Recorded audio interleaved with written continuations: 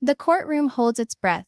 Every face gazes at the judge as he raises a stack of papers thick with secrets, his voice slicing the thick air. Ladies and gentlemen, what you will hear here is more than $8 million worth of fraud. And one man at the center, Kody Brown. For years, Sister Wives devotees believed they were privy to the truth. But behind the cameras, behind the forced smiles, a tempest was forming, one that would reveal lies, deceit, and a scandal that could shatter the very Brown family for good. What actually transpired in that courtroom? And how did a reality television star of the polygamous persuasion wind up with the type of evidence that would ruin his reputation? Hold on to me, because the further we go into this story, the darker it becomes. First though, let's get into it. Tell me in the comments, do you think Kody's guilty of keeping millions in the dark, or is he another man trapped in an affair of family deceit? Imagination's camera opens within a shadowy courtroom, wood creaking as individuals file into seats. There's a hushed hum in the air, reminiscent of before a storm brews. The aroma of oiled oak blends with the very slight odor of paper and ink from the hundreds of files neatly piled high on the prosecution's shelf. Kody Brown remains at the middle of it all, hair slightly rumpled, jaw clenched in a firm line, eyes alternating between his attorney and judge. He resembles less the bold patriarch that viewers used to know on Sister Wives, and more like a man that is aware of the walls closing in on him. The judge leans forward, pushing up his glasses. He speaks in a calm voice, but the gravity of it weighs down on all of their chests. We are here to hear evidence of a suspected $8 million fraud scam. A collective gasp is heard from the gallery. Cameras aren't permitted in the building, but if they were, this instant would be splashed across every American news station. Christine is on the left side of the gallery, folded arms across her chest. She doesn't glance at Kody. She can't. Next to her stands Janelle, her face colorless but eyes fierce, like she's ready for battle. Meri has her head bowed, hands twisting a tissue, while Robyn grips her handbag so tightly that her knuckles are white. The family that once stood united under one man's dream is now fractured, scattered like broken glass, each shard reflecting pain and betrayal. What the judge is about to read could change everything. The narrator's tone sharpens, pulling us deeper. 2 years ago, this whole scandal began with rumors. A disappearing account here, a suspicious payment there. Christine was the first to catch on. She had always had a head for numbers, juggling tight budgets to support her children, when Kody's assurances of money came up short. She raised concerns in hushed tones, but Kody dismissed them, explaining TLC money was complicated, taxes were messy, and she couldn't see the big picture.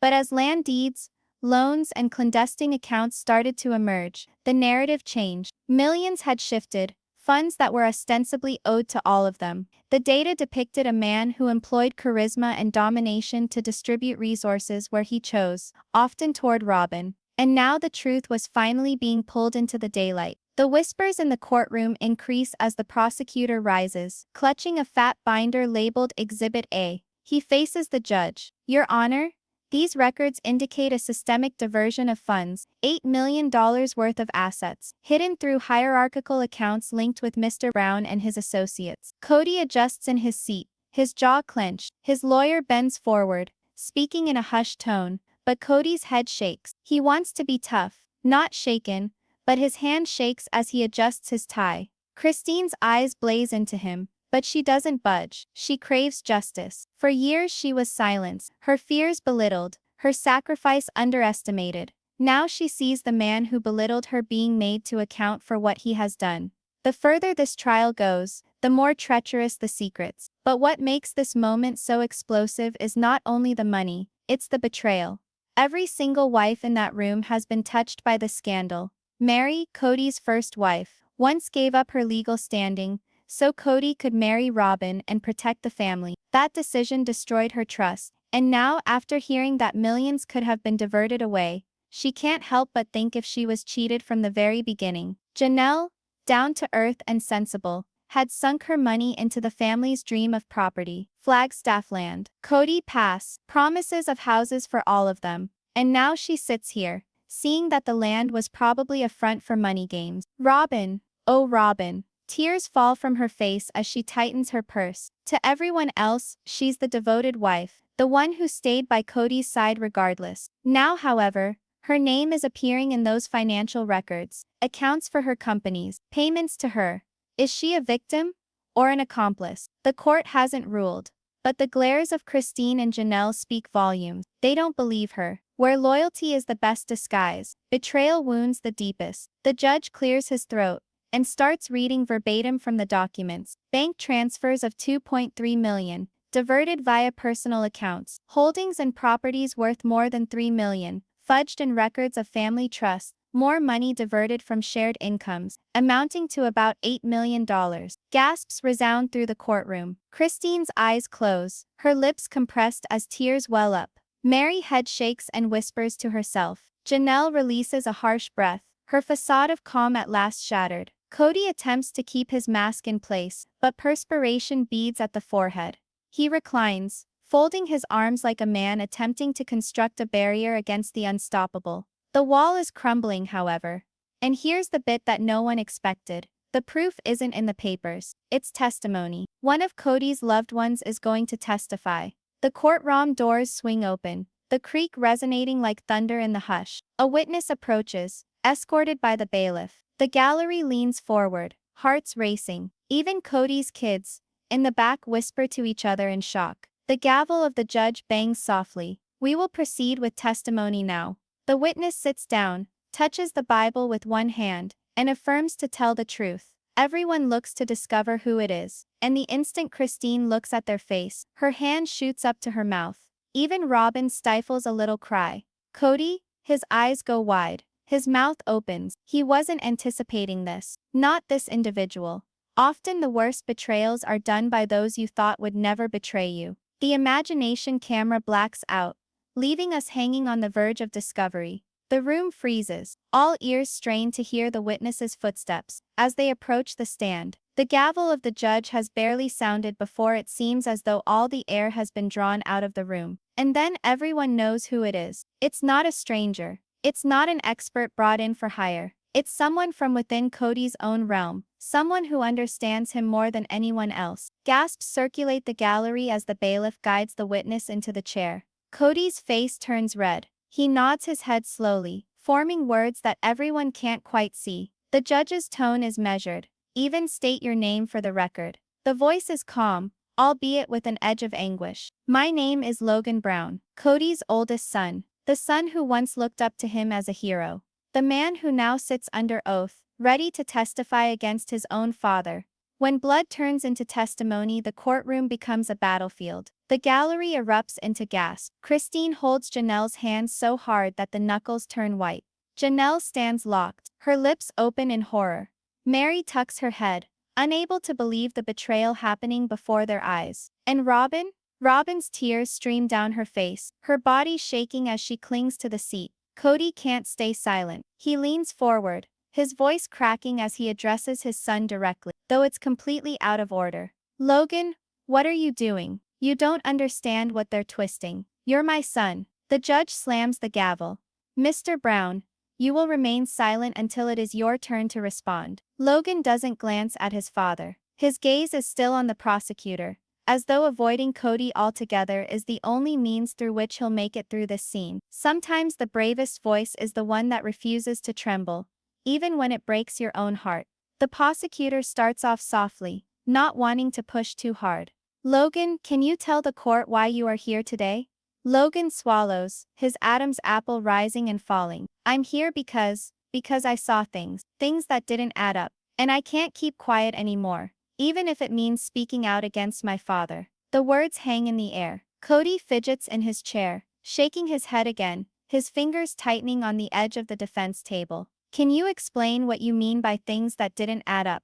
The prosecutor demands. Logan takes a breath, his tone more level now. I worked on some of the accounts. I assisted with filing documents for the family businesses. When I was growing up, I watched money flow. Money that was meant for the family, for land, for houses. But it was being redirected into accounts that I didn't know, into places that didn't bring benefit to all of us. Christine's tears overflow. She had always thought Logan bore responsibility on his shoulders, even as a child. Having him tell her what she had suspected cuts through her chest. The moment suspicion becomes proof, trust dies forever. The prosecutor puts a paper in front of Logan. Do you know this? Logan nods. Yes. It's one of the ledgers that I use. The document is lined with columns of figures, transfers, signatures. The courtroom falls into a stunned silence, amidst the scratching of pens, as reporters scribble down everything. Can you tell the court what this indicates? Logan swallows hard,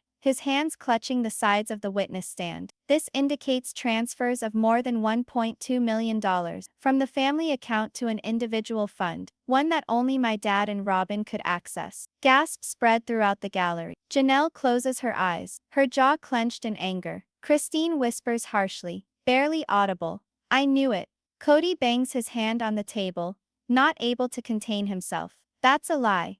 Logan, you're delusional. You don't even know what you're saying. The judge promptly warns him, but the harm is already done. The courtroom witnesses Kody's mask cracking, the desperation etched on his face. When the mask starts to crack, the truth struggles to emerge. The prosecutor leans forward. Logan, why wait until now to step forward? Logan's gaze shifts to his mom Janelle, and then again to the prosecutor. Because I've seen my family destroy themselves. I've watched my siblings get ripped apart by money, by lies, by promises broken. And when I saw the documents, I couldn't look away anymore.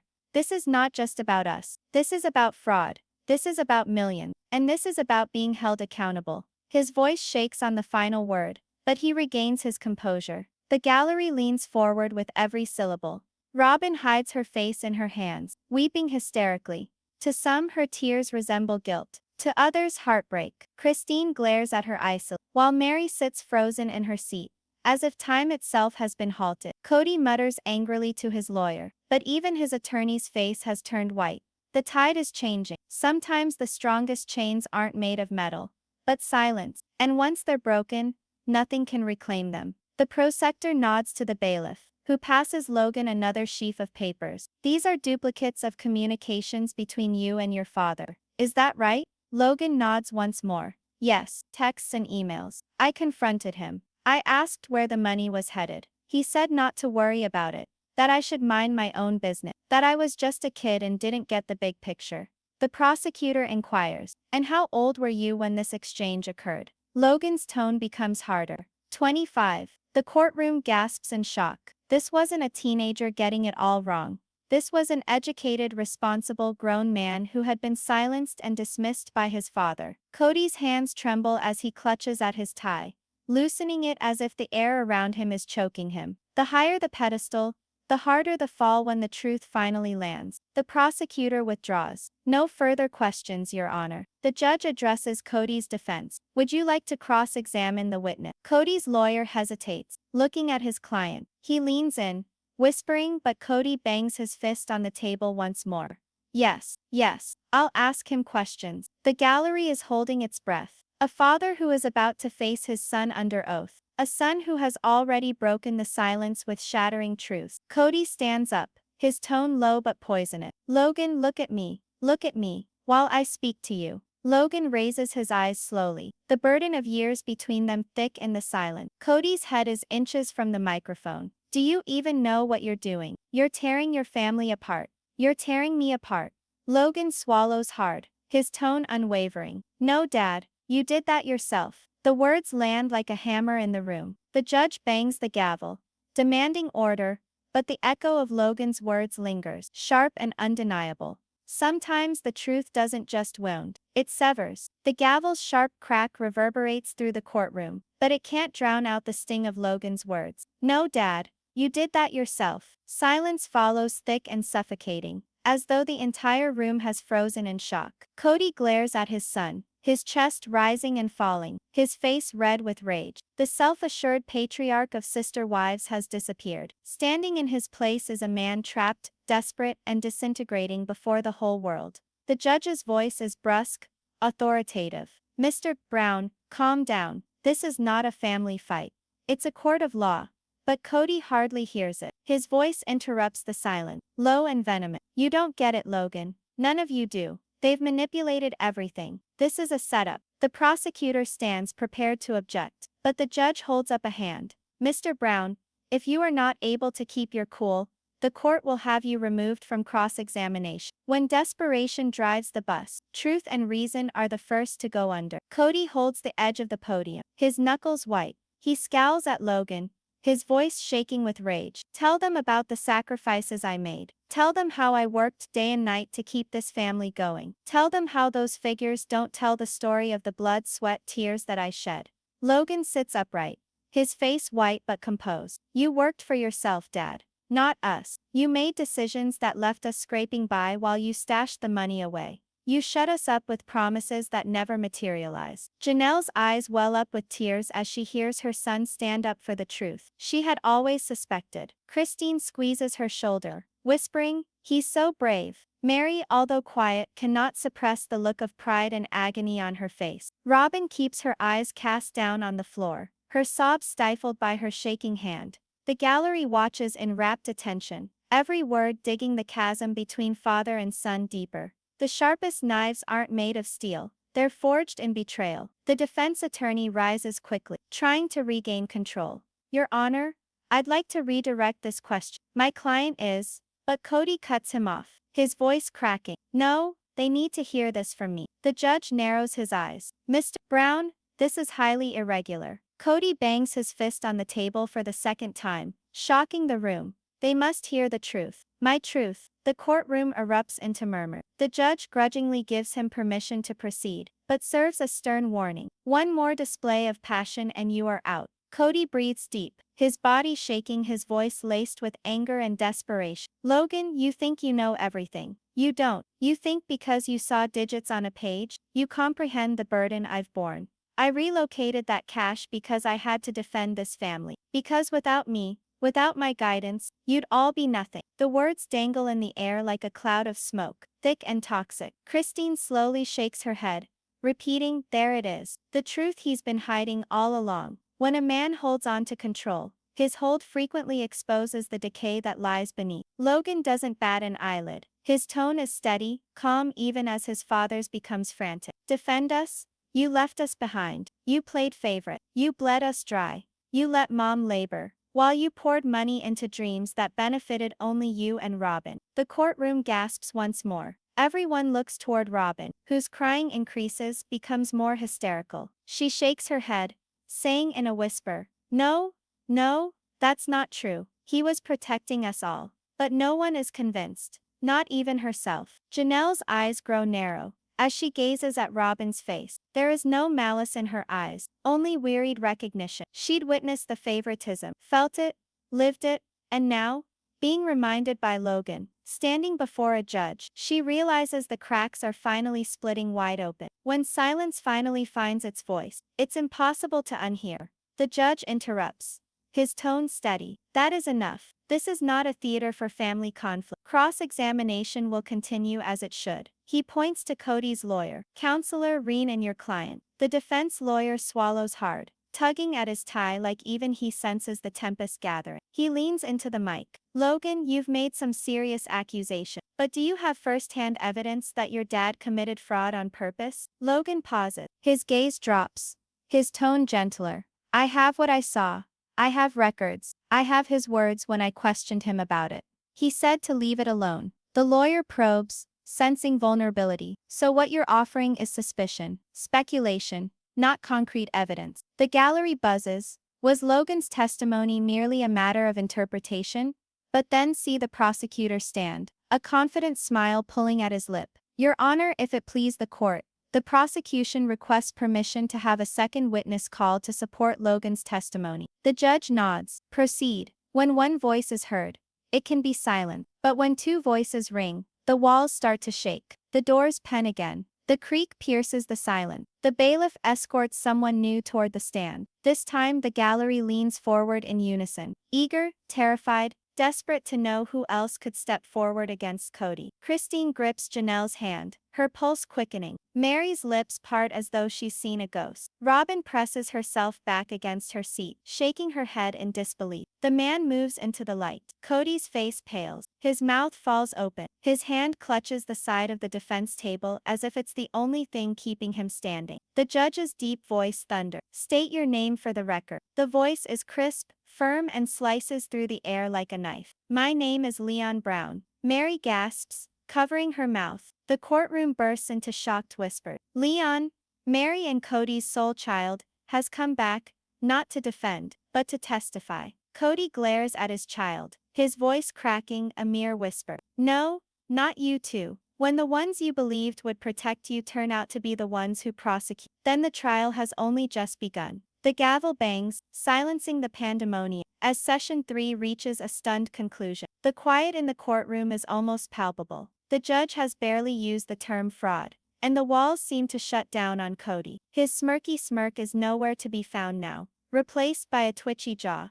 In the opposite aisle, Christine sits rigidly with arms crossed, lips pursed into a tight line. Robyn grips her tissue, mumbling hasty prayers under her breath. And then comes the actual shocker. The prosecutor stands up, grasping a folder full of paper. His tone is unfazed, but knife-like. Your Honor, this is not speculation. This is written evidence that Kody Brown diverted more than $8 million through shell company, funds that were never reported, funds that originated straight from sister wives-related earning. The room gasps, cameras click, and the air shifts like a storm has rolled in. Kody shakes his head violently, his hair flying across his face. That's a lie. That's twisted. None of that is true. His voice cracks, the desperation raw now. The judge slams his gavel once. Mr. Brown, you'll remain silent until it's your turn. What happens next will change the entire mood of the trial. If you believed the previous reveal was jaw-dropping, what is about to come will lead you to wonder who Kody can actually trust in his own household. The prosecutor starts presenting evidence, duplicate checks, bank transfers, and contracts beneath names suspiciously similar to the Brown children. Christine's face whitens as she sees that some of these names are those of her children. The implication is astronomical. Did Kody make use of his own kids as fronts for his financial shenanigans? Christine can't contain herself. She just blurts, "You brought our children into this, Kody. How could you?" Her voice rings, shaking with anger and grief. The judge admonishes her to keep her mouth closed, but the harm is already done. The gallery audience hums, notebook-wielding reporters writing furiously as fast as they can. Christine's eyes are welling with tears, but she doesn't break eye contact with Kody. It's the sort of naked human reaction that transcends all the rule-bound necessities of the law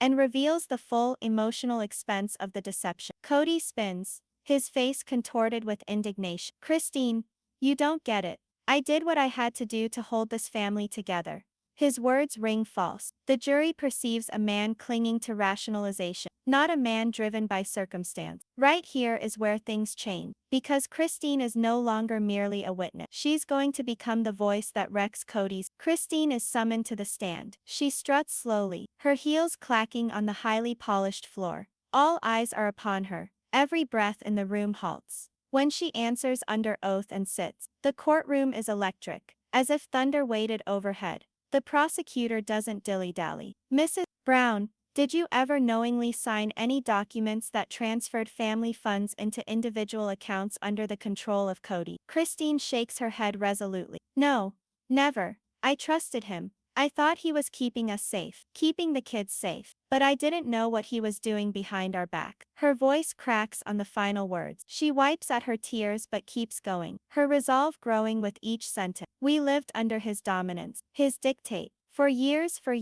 He said it was all for the family, for the show, and we believed him. But now I can see, it was all control, greed. He wanted to be king, and we were just pawns to play with. Robyn cries openly now. But it is different. Not grief, more fear. Meri and Janelle look at each other, the force of Christine's testimony weighing on them as well. The jury regards Christine sympathetically, nodding slightly as she talks. Kody bangs his fist on the table, voice exploding. This is betrayal. She's bitter. She's lying because she left. The judge slams the gavel a second time, cautioning Kody to maintain control. But his tantrum has already damaged. The jury witnesses a man disintegrating, not arguing. And just when it looks like Christine has made the knockout blow, another witness comes forward with still more horrific thing. The next witness summons leaves everyone speechless. Janelle Brown. Kody's face is aghast. No, she would not. Janelle, please don't do this. His voice breaks,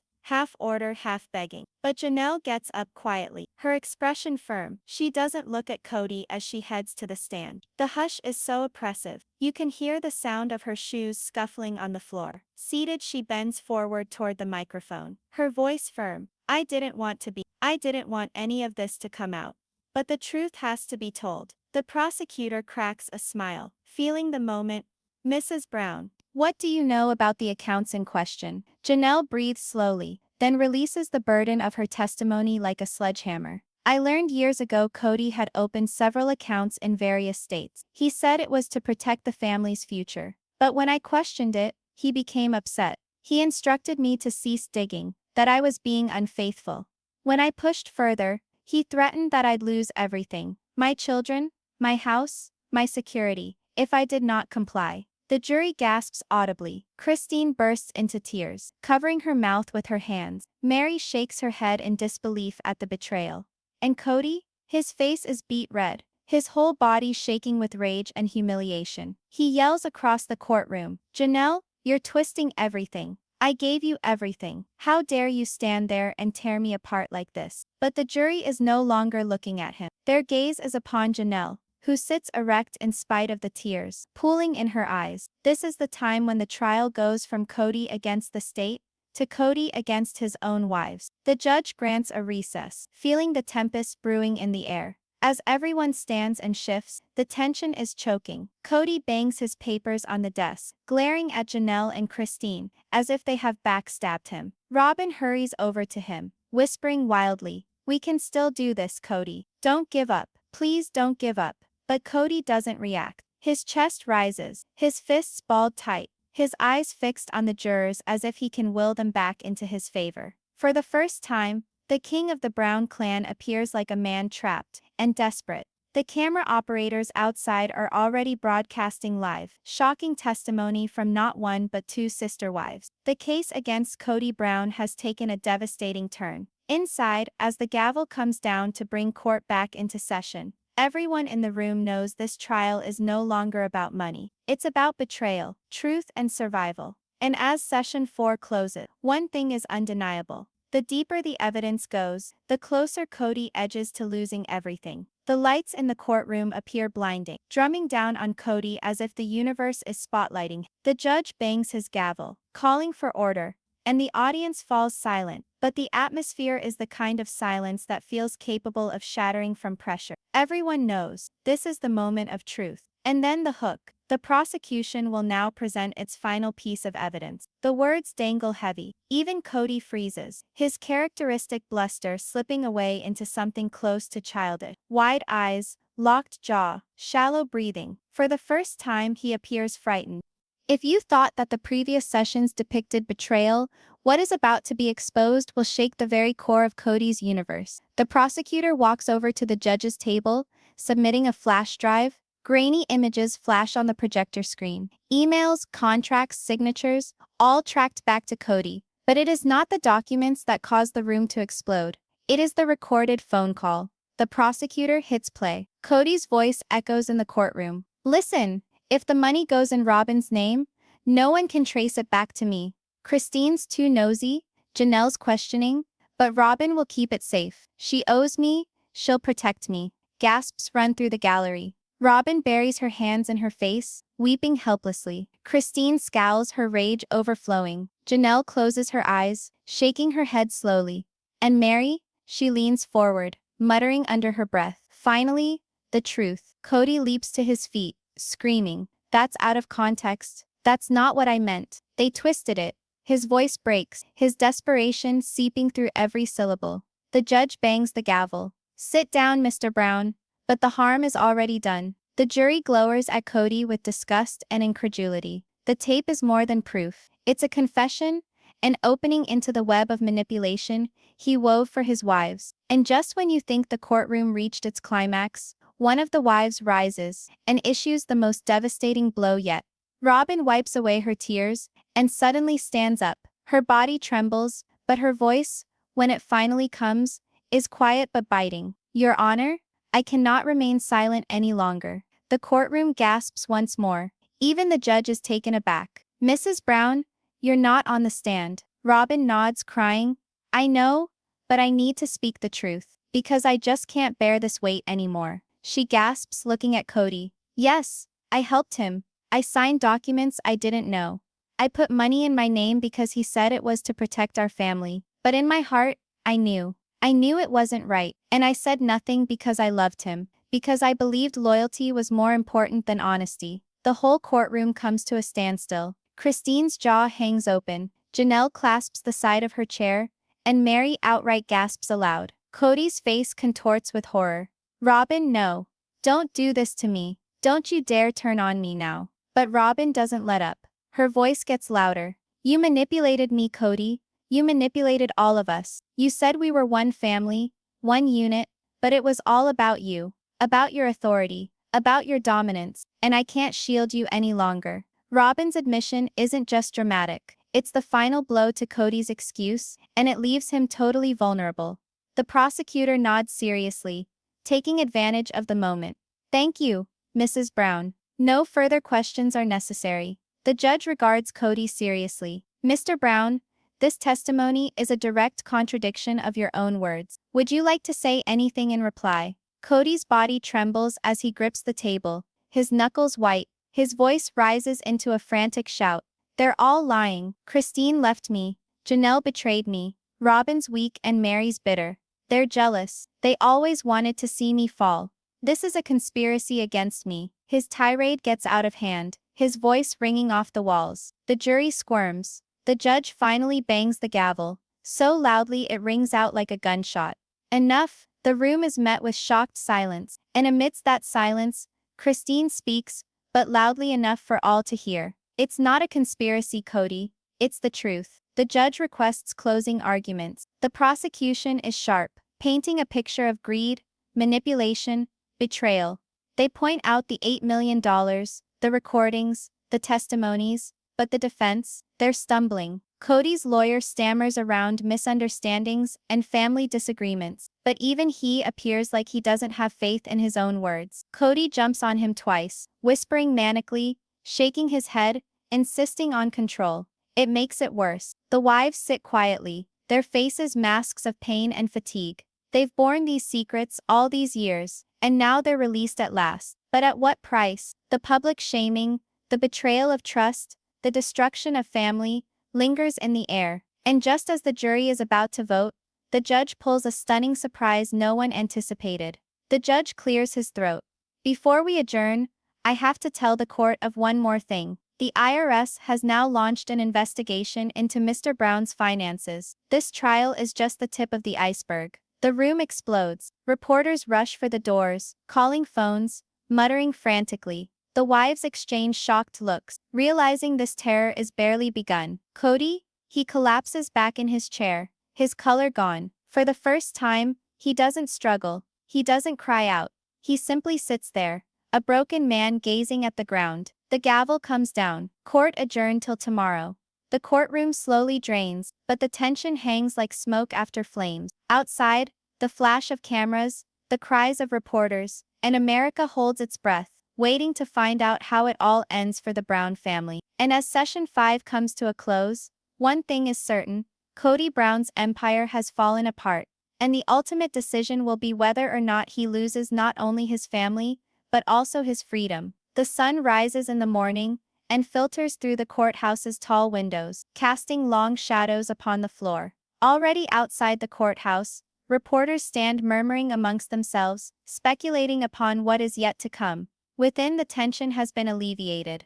Yesterday was fireworks, betrayal, admissions, recordings. Today is different, weightier, as if all are holding their breath for the final shoe to fall. The hook is swift. The judge clears his throat, his deep voice ringing out around the courtroom. Ladies and gentlemen of the jury, it is now time for you to deliberate.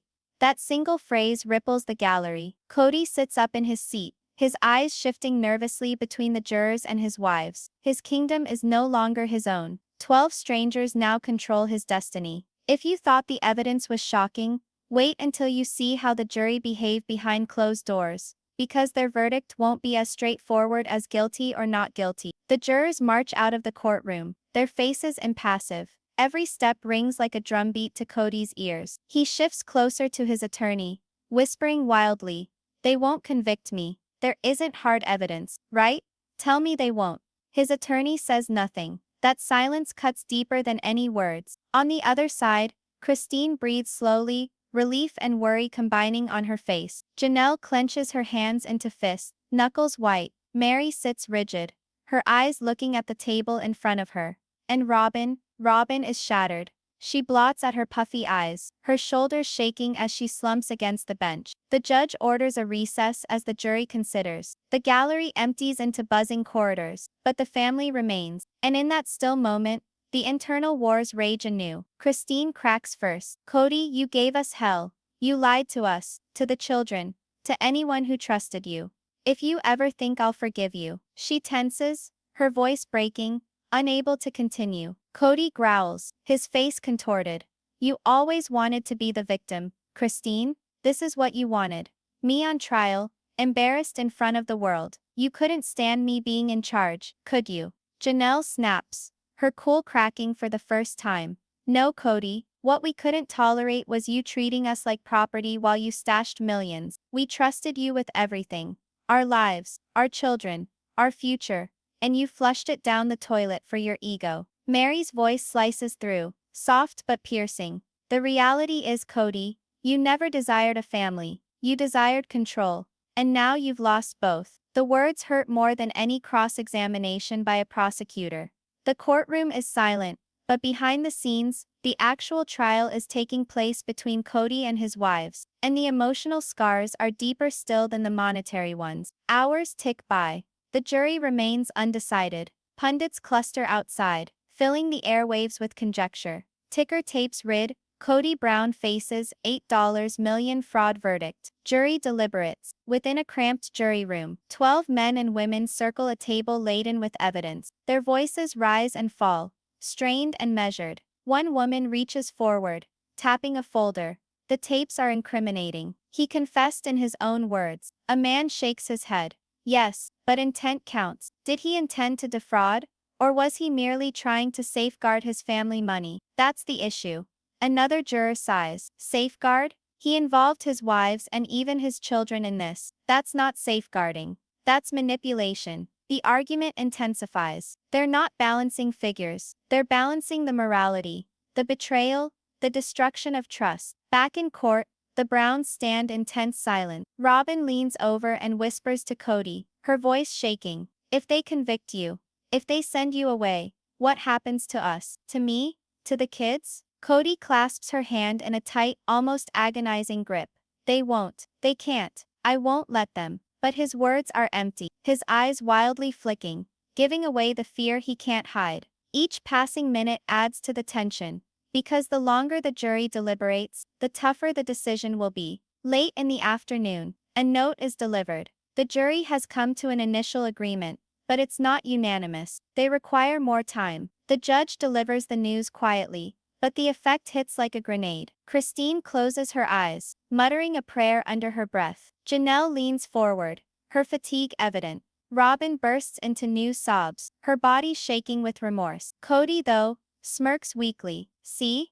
They're not sure. They know I didn't do anything wrong. This is all just noise, and they'll realize it sooner or later." But the smirk does not penetrate to his eyes. He's bluffing, even with himself. The evening drags out. Reporters stage a campout outside with floodlights and cameras, reporting live developments. Viewers everywhere are glued to their TV sets, anticipating the verdict that might finally bring the Brown dynasty to its knees. Within the courthouse walls, the wives meet for the first time in years in silence, free from Kody's overwhelming voice. They whisper to each other, not about the money, but about the children, about how they'll rebuild the pieces when it's all over, about what their life is like after Kody. And across it all, Kody sits at his table, arms folded, gazing into space. This isn't merely a court fight anymore. It's the start of the end of the Brown family we know.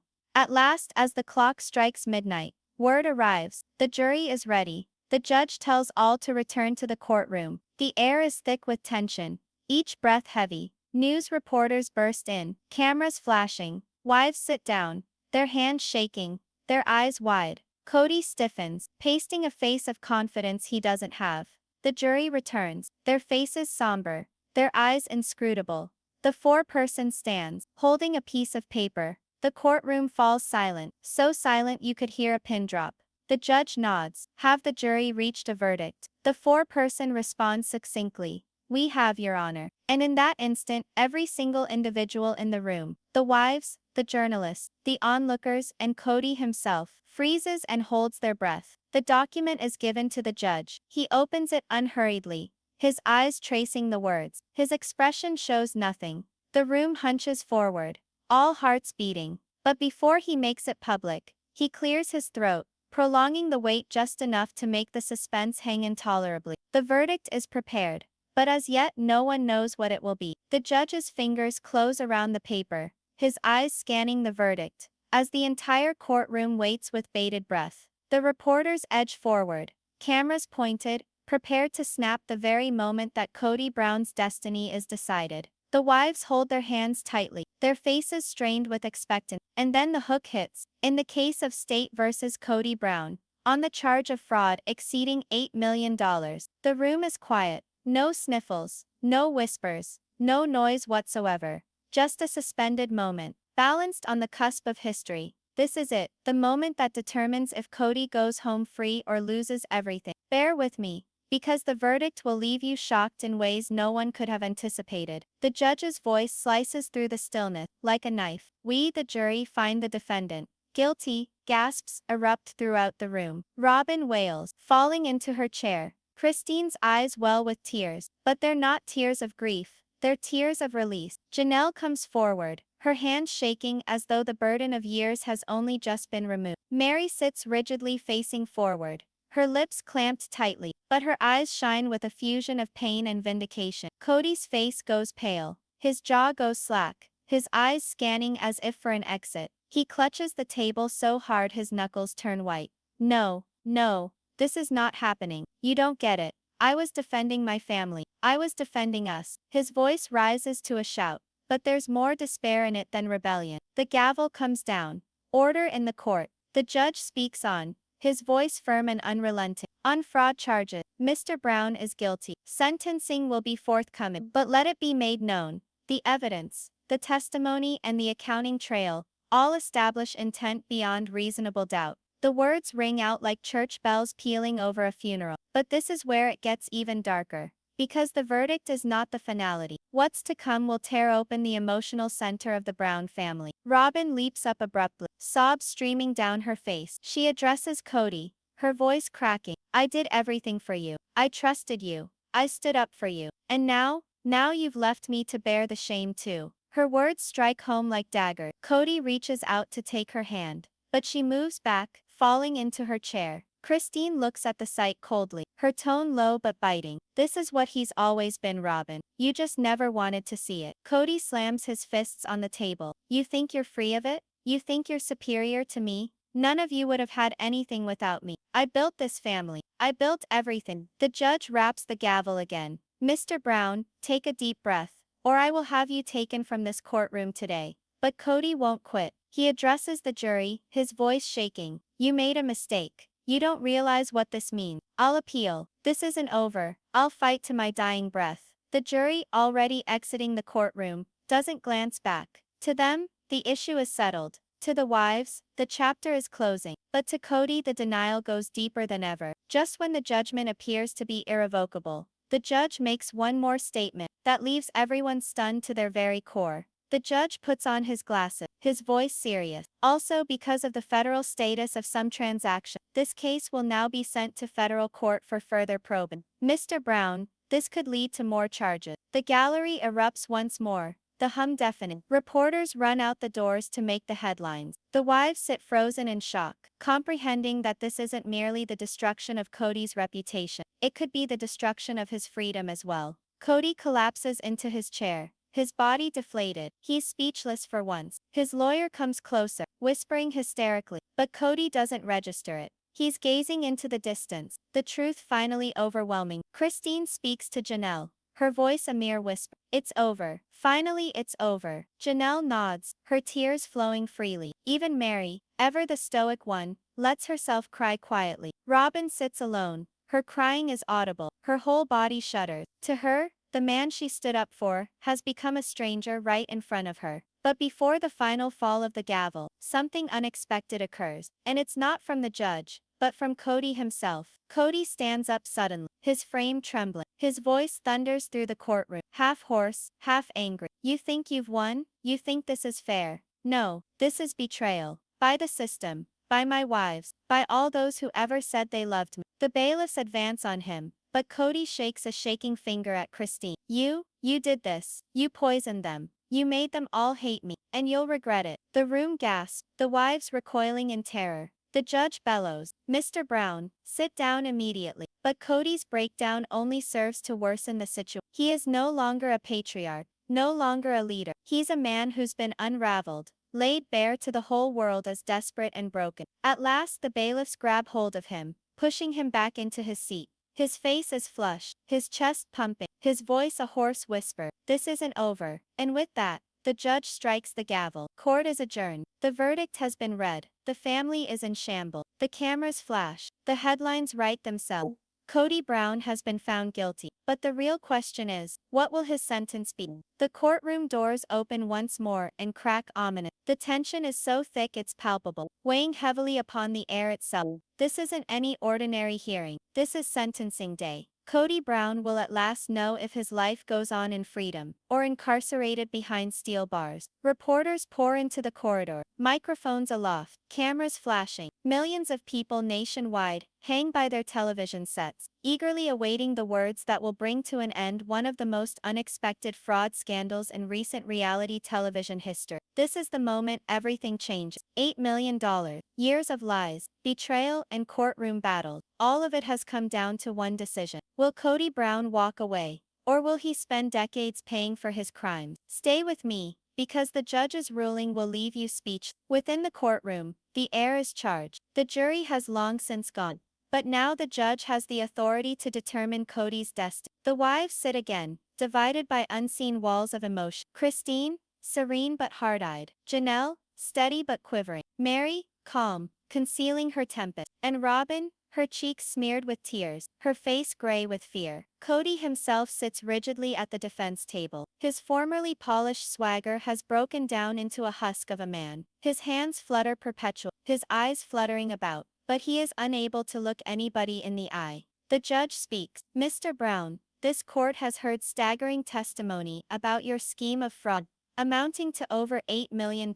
This was not an error. This was not neglect. This was a deliberate deception, one that made you rich at someone else's expense. The gavel lies next to the judge's hand like a sword about to fall. The silence is total. But before the sentence is pronounced, Kody himself makes a final bid, an impassioned appeal that catches everybody off guard. Kody gets up slowly, his voice shaking but unbroken. Your Honor, I am not the monster they're making me out to be. Whatever I did was to keep my family safe, to give them a roof over their heads. I did wrong things, yeah, but I am not a criminal. I am a father, a husband, a man who's been demonized by spiteful women who turned on me when I needed them most. His words linger in the room, and for an instant time stands still. Robyn erupts into tears, shaking her head vehemently, mouthing, yes, yes, it's true. Christine looks at him in shock. Janelle under her breath says, still blaming everyone but himself. Kody outstretches his arms, his voice louder. Don't send me to jail. Give me a second chance, to make it right, to rebuild, to show you I'm not what they say I am. The judge looks at him, unreadable. Then with a deep sigh, he answers, Mr. Brown, I have no doubt that you are sincere in your words, but this court cannot turn its eyes from the evidence. Your acts did irreparable harm. Families lost money, trust was broken, and your refusal to take responsibility merely widens the wound. The gavel comes down once. And now, here is the moment the whole world has been waiting for: the sentence. The judge's voice becomes stern, commanding the attention of every ear in the room. It is the sentence of this court that you, Kody Brown, shall be incarcerated in federal prison for 35 years, with no chance of parole for the first 20. Gasps, sobs, and whispers break out like a tempest. Reporters frantically type, fingers flying across keys. Robyn slumps forward, sobbing hysterically. Christine's eyes close, unloading years of pent-up tension in one quivering breath. Janelle clutches the end of her seat, shaken by the finality of it all. Meri sits dumbly, tears streaming silently down her face. Kody's body folds in two, his knees buckle, and for a moment it looks as though he will go crashing to the floor. No, no please, not this. You can't take my life away. You can't, he begs, his voice raw and despairing. The bailiffs advance, but the judge overrules his outburst. This court is adjourned. The gavel crashes for the last time, the sound ringing out like a death knell. But the theatrics do not conclude with the sentence, for the next thing that occurs within the walls of the courthouse will be haunting to the Brown family for eternity. When the judge leaves the room, marshals close in on Kody, ready to take him into custody. His wrists are clasped in frigid steel cuffs, the ultimate metaphor for a man being robbed of agency. He rotates his head toward his wives, his eyes flickering with betrayal. Christine, Janelle, you think you've won?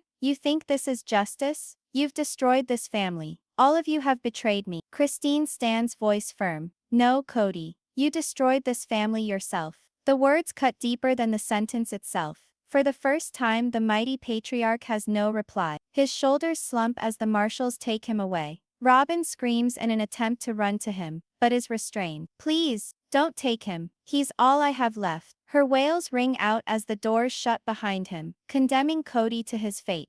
The wives sit in silence, each lost in their own tempest. Christine mutters, "It's over." Janelle grasps her hand, silently nodding. Meri, silent though she may be, can't conceal the tears that are at last flowing down her face. But Robyn is distraught, holding on to the vacant seat where Kody used to sit, rocking back and forth, as the harsh reality sets in on her. The reporters mob around them, crying questions, taking pictures, asking for a reaction. But for the Brown women, the commotion becomes muted. What concerns them is this: Kody Brown's reign is over. And here's the jaw-dropping revelation to leave you wondering. Despite the judge's ruling sending Kody to prison for 35 years, rumors in the legal circles indicate federal prosecutors are getting ready with even more charges, which may add decades to his incarceration. Will this scandal continue to drag out, reopening new wounds for the Brown family? That's not the end of the story. In a way, it's only starting.